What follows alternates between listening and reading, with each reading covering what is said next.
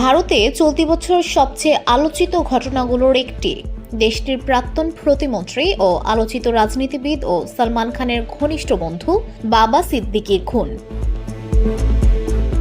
গত 12 অক্টোবর বান্দ্রা ইস্টে ছেলে জিশান সিদ্দিকীর অফিসের কাছে গুলি করে খুন করা হয় বাবা সিদ্দিকীকে। তাকে হত্যার পেছনে হাত রয়েছে আলোচিত বিষ্ণয় গ্যাংয়ের, এমনটাই ধারণা করে পুলিশ। বিষ্ণয় গ্যাংয়ের সঙ্গে সংশ্লিষ্টরাও খুনের দায় স্বীকার করেছিলেন।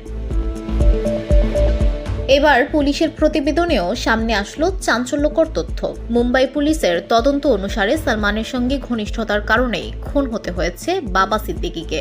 সিদ্দিকীর খুনের ঘটনার 2.5 মাস পর এমন কথাই জানাচ্ছে মুম্বাই পুলিশ। বান্দ্রা পূর্বে বস্তি পুনর্বাসন কর্তৃপক্ষে এর প্রকল্প নিয়ে বিরোধ কোনোভাবেই এই খুনের আসল কারণ নয়।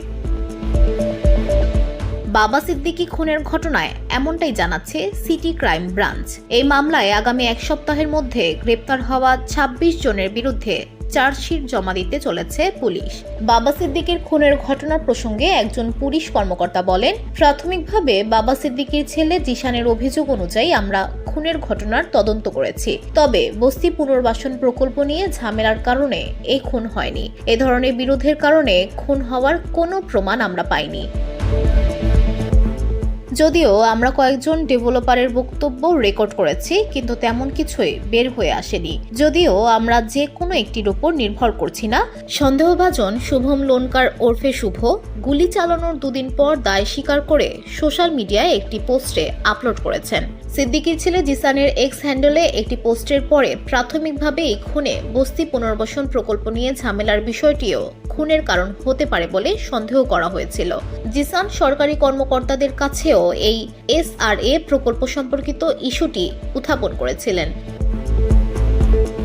নিজের সোশ্যাল মিডিয়া পোস্টেও তিনি এমনই দাবি করেছিলেন যে তার বাবা দরিদ্রদের জীবন এবং ঘর রক্ষা করতে গিয়েই মারা গিয়েছেন। তবে এখন পুলিশ এই তত্ত্বের কথা সম্পূর্ণ খারিজ করে দিয়েছে।